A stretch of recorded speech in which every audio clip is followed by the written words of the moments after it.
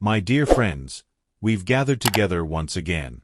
Now settle into your favorite chair and get comfortable, because today I have something special to share with you all. As I prepared this content, I kept thinking about valued viewers like you. Your likes and comments inspired me to give it my very best. I know time is precious. That's why I want to make these minutes truly worthwhile for you. If today's video brings even a small smile to your face or brightens your day just a little, that would make me so happy.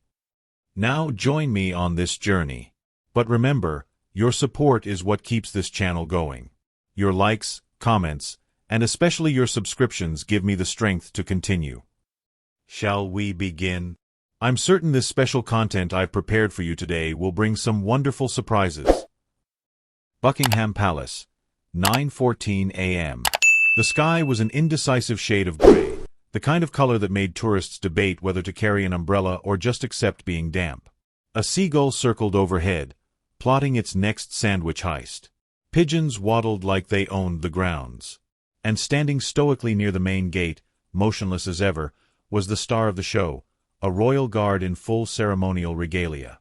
He didn't blink. He didn't sway. He might have been carved from Victorian marble. His face was locked in an expression that said, "I've seen some things, and I didn't flinch then either." The tourists whispered, "He hasn't moved in 20 minutes. Try making a funny face at him. Is he even alive?" Then, the peace shattered. A low rumble rolled in like a distant sandstorm. Not thunder. Not a parade. Something richer. Something that smelled like oud and ambition. Something golden. Literally. Police car light the arrival. From the distance came a vehicle the size of a yacht, shaped like a falcon, and painted in 24-karat gold. Its engine roared like an angry tiger being massaged with $100 bills. The front grille featured an encrusted ruby falcon head, and flames of incense spewed from side vents shaped like scimitars. Onlookers squinted. Phones went up. A child screamed, "Transformer!" The limousine halted precisely 11 feet from the main gate. A man stepped out. Not walked. Stepped. Like gravity worked for him differently. Like the earth invited him forward. Sparkles enter Prince Faisal bin way too rich. Draped in a bisht handwoven by blind monks from silk harvested by bees in a private oasis, Prince Faisal bin way too rich emerged to gasps. His keffiyeh glistened with interwoven platinum threads, and his loafers, if you could call them that, were more spaceship than shoe. On his shoulder perched a talking parrot with a miniature diamond crown. The bird squawked, "Influencer inbound," and snapped a selfie with its beak. Trailing behind Faisal was a crew so extravagant it made royal processions look like high school band practice. A camel stylist named Youssef, who carried multiple hair dryers and a single tier of unicorn oil in a crystal vial. Or a face mist technician spritzing his cheeks with rosewater every 7 steps. A tea sommelier carrying a silver tray of saffron-infused camel milk lattes. And finally, a camel, named Majnoon, who wore Air Jordans, a Rolex collar, and a Bluetooth headset playing lo-fi Arabic beats. The moment Faisal laid eyes on the royal guard, he paused. Smiled. Whispered to his parrot, "The statue that breathes. Let's test his soul." Clapperboard, the challenge begins. Faisal pulled a golden selfie stick from the folds of his robe and shouted, "Go live!" His entourage immediately formed a tick-tock triangle.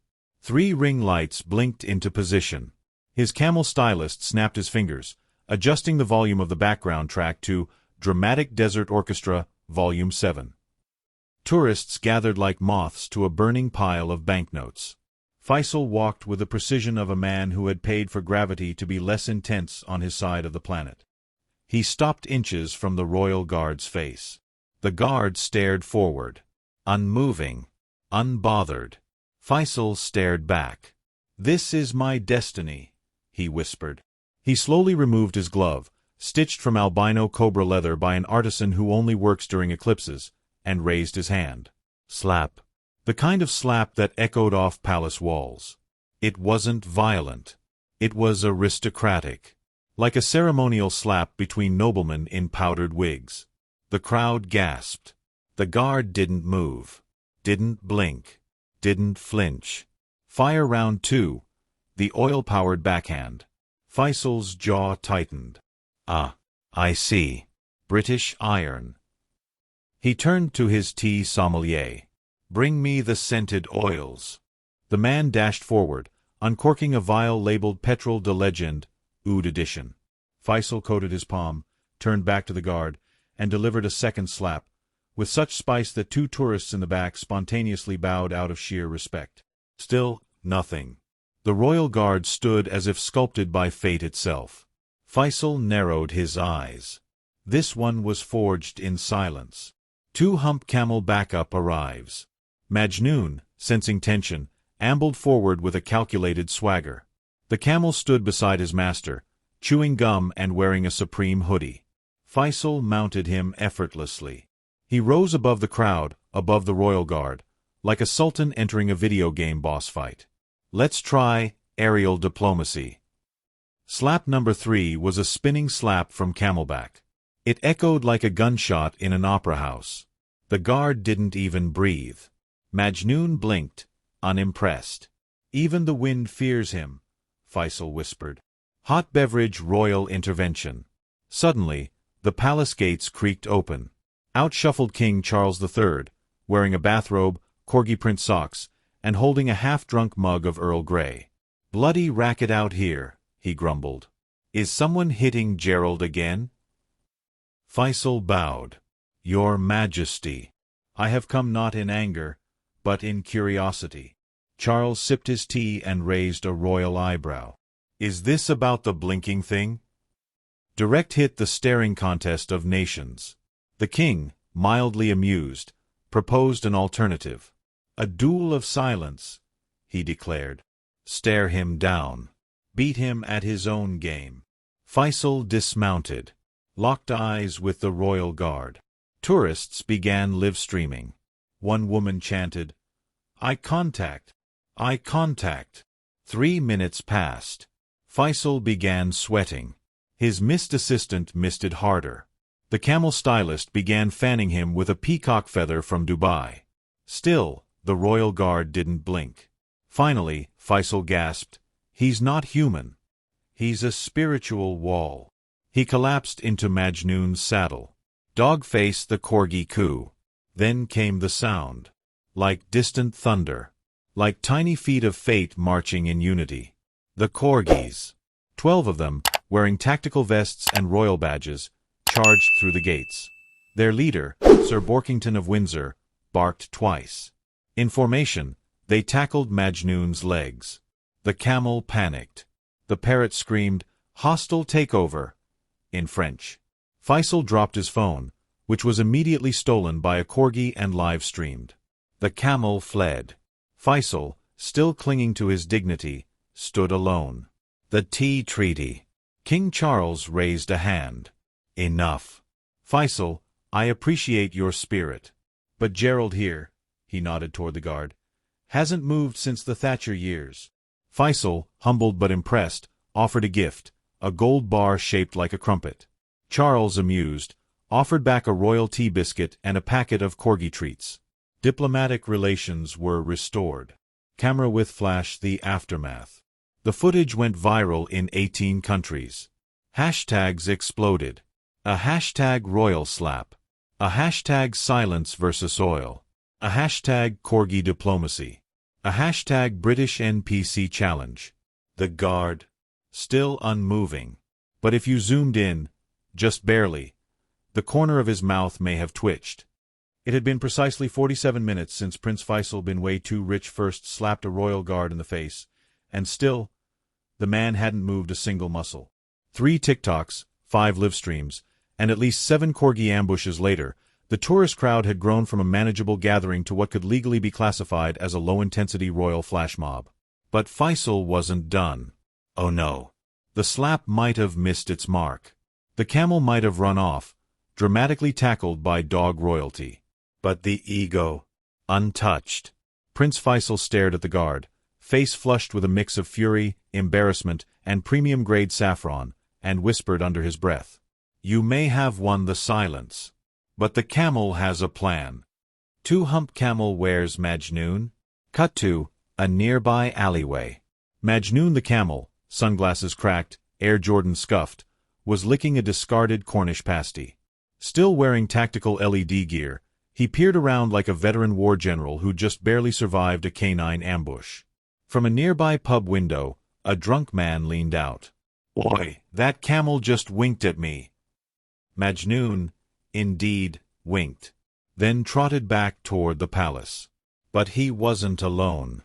Trailing behind him was a rogue flock of rental scooters, somehow connected via Bluetooth to the camel's diamond-studded Fitbit. Crown inside the palace. The royal briefing. King Charles paced in his fuzzy slippers. "What do you mean he's still here?" he asked his aide. "He's now assembling what looks like a tent? Possibly an outdoor lounge? There's definitely a hookah." Charles sighed. "Has he declared war?" "Not formally." "Has the camel returned?" "Yes, sire. With reinforcements." Camping, the Oil Prince's desert lounge. Outside the gates, Faisal had done what any rational oil prince would do after being emotionally stonewalled by a British statue in a fuzzy hat. He'd built an entire Bedouin-style luxury VIP tent, complete with velvet cushions, a popcorn machine, incense smoke cannons, and a tiny golden fountain that flowed only hummus. At the center of this pop-up oasis, Majnun sat like a pharaoh, surrounded by 4 luxury drones swirling above him playing an orchestral version of Desert Rose. Faisal wore a new robe now. A black one. Covered in glittering rubies shaped like miniature Union Jacks. "Today," he declared, "we reclaim our pride. Today, I become the Royal Guard." Military medal, the unauthorized Royal Guard audition. He marched up to the guard. This time, without a slap. Just with a straight face, and a printed resume? He handed it to the guard. No reaction. Inside. Name: Prince Faisal been way too rich. Objective: out-stoic the stoic. Experience: was silent for 40 seconds once. Owns 19 goats that never blink. Fired 14 butlers for sneezing too loud. Still, the Royal Guard didn't flinch. So Faisal stepped into position. Feet locked. Chin up. Face rigid. And stood perfectly still. At first, people laughed. Then stared. Then waited. Was he serious? Yes. Dead serious. Mantelpiece clock, 7 minutes later. Tourists couldn't believe it. Faisal was still standing. Not blinking. Not smiling. Not even moistening his diamond-encrusted lips. Someone fainted from the tension. A Japanese tourist whispered, "He's leveling up." Then, a bee landed on Faisal's eyelid. The crowd held their breath. The bee walked across his face like it owned him. Still, no reaction. Majnun raised an eyebrow. The parrot said, "I think he's ascended." Police car light code 17, unauthorized guard attempt. Suddenly, from inside the palace, sirens rang. A voice over the intercom. Initiate protocol. Imposter Queen's Guard. Code 17 Camel B. Royal agents burst out, slipping on corgi chew toys and tripping over inflatable pool noodles that somehow now adorned the palace lawn. They surrounded Faisal. One aimed a thermal scanner at him. "He's cold. Too cold. Suspiciously cold." Faisal didn't blink. "Sir," the guard whispered, "are you pretending to be one of us?" A single bead of sweat trickled down Faisal's left temple. But still, no movement. Speaking head, the Queen's AI corgi translator. Just then, the corgis returned. This time with collars flashing neon messages, like, "Stand down, human. We smell fraud. Is that camel back?" Then, from the bushes, came Sir Barkington, carrying a small tablet in his teeth. He dropped it at Charles's feet. On it, a live translation of the Corgi Council's decision. The guard remains undefeated. The prince has shown courage, but questionable snack hygiene. The camel is a wild card. Recommend slap truce, formal tea summit, and 1 belly rub per corgi. Teacup without handle, the hummus accord. Faisal finally broke silence. He turned to King Charles. "I will withdraw my SLAP army, if you allow Majnun to use the royal garden as his meditation zone." Charles looked at the camel. Majnun gave a slow nod and pulled out a yoga mat. Charles sighed. "Done." They shook hands. The moment was immortalized in 10,000 vertical TikToks. Corgis barked a victory jingle. A tourist passed out. A drone exploded from joy. Camera with flash post-SLAP debrief. Faisal's team packed up the tent. Majnun ate 6 of the velvet cushions. The guard, still unmoving, seemed to absorb the entire saga into his very being, and silently judged humanity. As Faisal climbed back into his limousine, a tourist yelled, "Will you be back?" Faisal lowered his sunglasses. "Next time, with more camels." Then sped off into the grey London horizon, leaving behind the scent of rosewater, disappointment, and slight diplomatic confusion. Buckingham Palace had survived many things in its long history: rebellions, royal divorces, badly cooked shepherd's pie, but nothing could prepare it for what was about to unfold between 10 o'clock and 1500 hours that fateful day. Prince Faisal bin Way Too Rich had just left the palace grounds in a cloud of glitter-infused exhaust smoke and light oud mist, with a SLAP conflict tentatively resolved through tea and tactical corgi intervention. But one critical variable remained: a rogue camel named Majnun, who had gone from sidekick to insurrectionist in less time than it takes to boil a kettle. His defiance was absolute. His attitude, unapologetically smug. His hooves, firmly planted on British soil, politically now. It began with a tweet. "Buckingham has fallen to the humps. Change is coming. #Majnun for Mayor #Camel 2025 inch." The tweet received 19 million views in under 5 minutes. Verified accounts from both Dubai and Hackney retweeted it. TikTok exploded. One dance trend started with a teen pretending to chew grass and then kicking a corgi toy into a tea set. It was called the camel stomp. Meanwhile, inside the palace, the royal tea fallout. King Charles sat at a table, surrounded by a dozen stunned butlers, 3 trembling corgis, and an increasingly concerned French ambassador. "What do you mean he's polling at 18%? Charles asked, clutching a half-dipped digestive biscuit like a weapon. "Majnun has launched a proper campaign, Your Majesty," replied the chief royal analyst. "He's got a slogan, a logo, and a platform. He's even issued a podcast called Tea with Hooves." Episode 1. Why I Deserve Westminster. The Queen's chief corgi handler added, "Sir Barkington attempted negotiations." Majnun responded by peeing on the royal rosebush. "That's war," Charles muttered grimly. 2 Hump Camel, the Camel Campaign headquarters. Somewhere near Hyde Park, an ornate pop-up tent now stood tall. Inside, the smell of dates, diesel, and revolution lingered in the air. Majnun sat at the head of a makeshift strategy table made entirely out of upcycled Range Rover parts. His campaign manager, a pigeon named Barry, projected the numbers onto a holographic screen while sipping elderflower cordial. "Londoners love you," Barry cooed. "Especially zones 3 through 5. You're polling high among delivery drivers, history teachers, and anyone who's ever been spat on by a llama." Majnun nodded solemnly and snorted. Behind him, in turns, mainly goats with iPads, organized press events, protest permits, and yoga classes. A banner read, 2 Hump Camel, Hump the System, 2 Hump Camel. Vote Majnun for Mayor. Television. The BBC interview. Later that day, Majnun was invited onto BBC's flagship political program, Brunch and Outrage. Host Nigel Grimsby tried to remain composed as he interviewed the nation's first camel candidate. "So, Mr. Majnun, if that is your real name, how do you respond to critics who say you're just a glorified pet with a grudge?" Majnun, wearing a Union Jack tie and round spectacles, stared into the camera. His translator, a retired Bedouin prince with perfect Queen's English, read his statement. "When I spit, it's with purpose. When I chew, I reflect on policy. Britain needs less barking and more braying." The audience went wild. Nigel fainted. Paw Prince, the Queen's corgi counteroffensive. Behind closed doors, Her Majesty summoned the royal kennel.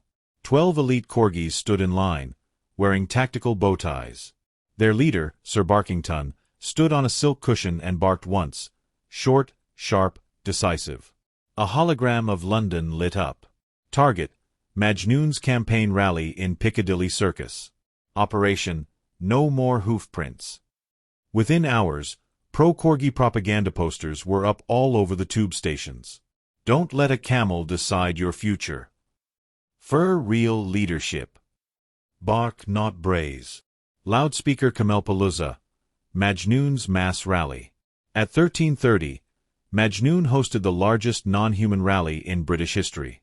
The crowd included 7,000 humans, 300 alpacas, a horse from Kent who claimed to be his cousin, and Russell Brand, who just showed up for vibes. Majnoon entered on a throne carried by 6 sheep in waistcoats. He ascended a stage made of recycled cricket bats and delivered a speech, interpreted via scented smoke signals and interpretive dance, that shook Trafalgar Square to its core. I offer you not promises, but silence. Not policies, but naps. People wept. Some fainted. A fox gave birth on the spot. Catface enter the feline resistance. Just as things were reaching fever pitch, an unexpected faction entered the chat. Cats. Thousands of them, organized, well-dressed, and furious. The leader? Lord Whiskerbottoms of Chelsea, a purebred Persian with connections to MI5. Their movement? Political unity against camels, aka PUAC. They believed Majnoon's rise threatened the delicate balance between pets and politics. Lord Whiskerbottoms took to Twitter. Camels do not belong in office. They belong in stables. I said what I said. Paw prints. Debate intensified. Majnoon, unbothered, posted a picture of himself in Parliament holding a teacup with the caption, "Still here. Still sipping. 2-hump camel hot beverage. Performing arts Majnoon vs. Sir Barkington. The debate." At 14:15, a surprise live debate aired on national TV. Stage right, Majnoon. Collected. Wearing a monocle. Stage left, Sir Barkington. Fired up. Wearing combat boots and a tactical vest labeled HRH. Moderator, Gordon Ramsay, don't ask. First question, what would you do about inflation? Majnoon spat on a spreadsheet and chewed it. Sir Barkington barked twice and urinated on a chart of Westminster salaries. The audience roared. Final verdict, undecided. Police car light the ending chaos. By 1455, Parliament was gridlocked. The king had retreated to Windsor Castle. Majnoon was trending #1 worldwide. Someone started printing bumper stickers, "Honk if you love camels." A brawl broke out in a pret-a-manger between a corgi and a goat. And Buckingham Palace? Still guarded by the same royal guard, who hadn't moved an inch. But if you zoomed in really close, just under the brim of his bearskin hat, was a single sticker. #Majnoon 2025. Just a few hundred yards from Buckingham Palace, inside the hallowed halls of the UK Parliament, preparations were underway for what might be the most bizarre political showdown in history, a debate between a camel named Majnoon and the Queen's elite guard, her corgis. Classical building, a historic moment in Parliament. Members of Parliament looked at each other in stunned disbelief. Some were excited, others apprehensive. Cameras rolled, ready to capture every awkward moment. And the moderator? None other than Gordon Ramsay himself. Because, of course, 2-hump camel enter Majnoon. Majnoon entered the chamber wearing a sleek black tuxedo and a tasteful tie. His campaign manager, Barry, a pigeon with an attitude, fluttered nervously beside him. Majnoon took slow, deliberate steps toward the podium. The room fell silent. Dog-face the corgis take their place.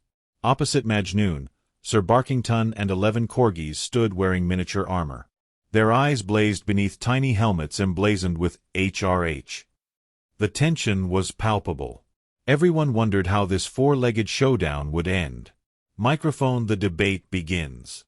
Moderator Ramsey grabbed the mic and said, "Good evening, ladies and gentlemen. Tonight, we witness one of the strangest moments in British democracy. On my left, Majnoon, the ambitious camel running for Mayor of London. On my right, the Queen's loyal corgis. Collision round 1. The economy." Ramsey asked, "Majnoon, what's your take on the economic crisis?" Majnoon responded calmly, "My first proposal, provide free water and grazing land to every borough. Because a healthy camel means a healthy city." The room erupted in applause. Sir Barkington barked sharply, "And we're here begging for tax cuts. How simple." Pawprints round 2. Transportation. Ramsey turned to the corgis. "What's your stance on public transportation?" Sir Barkington replied, "Public transit should be free, but only for bipeds. And quadrupeds can find their own way." Majnoon wrinkled his nose in mild disdain.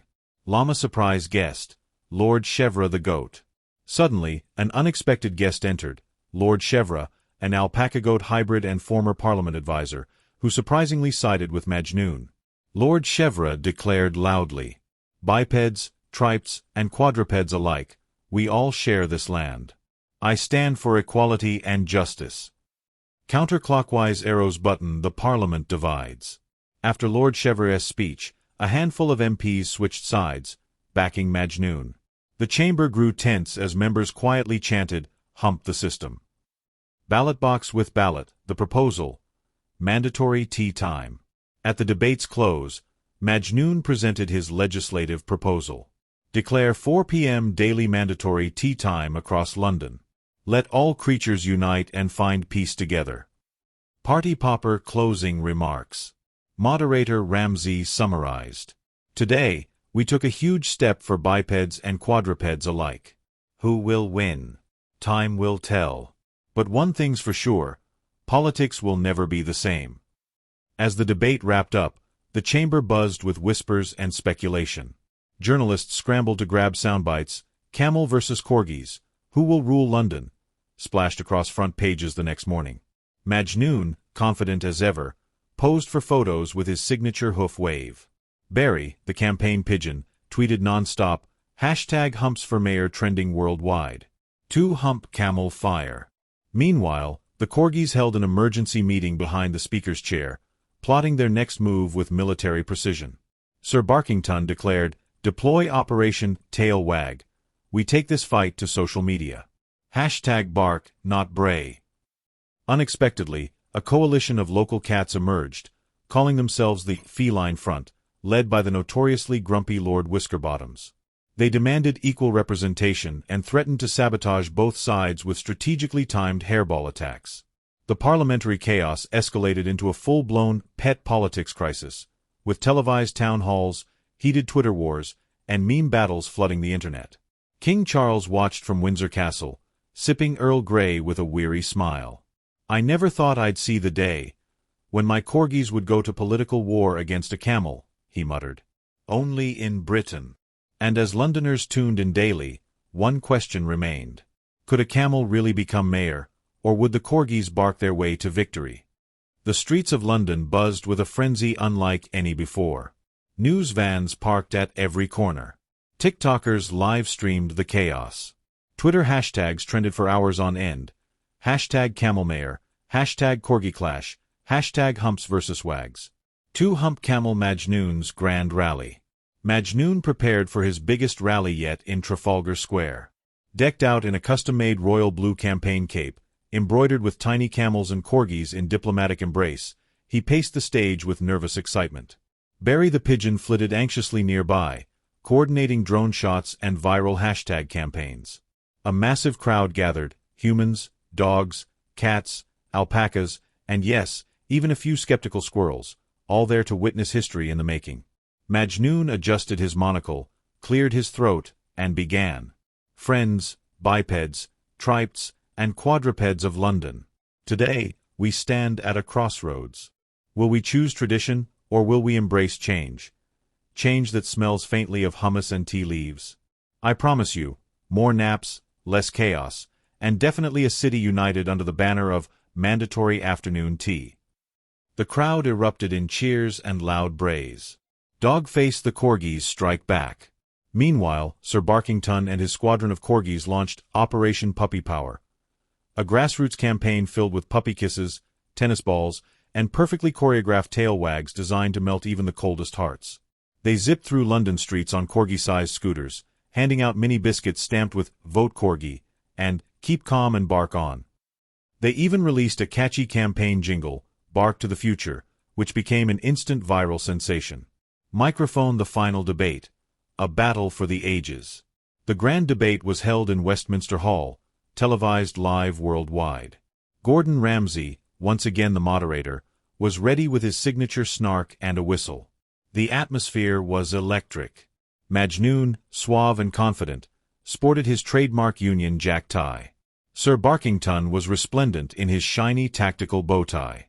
Gordon kicked off. "All right, folks, this is it. The fate of London rests on who can win the people's hearts, or, well, paws and hooves." Majnoon started strong, outlining his plans for greener pastures, which literally included adding more parks for all animals. Sir Barkington countered with promises of more belly rubs and stricter leash laws. The crowd howled and brayed. At one point, Majnoon spat a perfect little spitball that grazed Sir Barkington's ear, who retaliated with a synchronized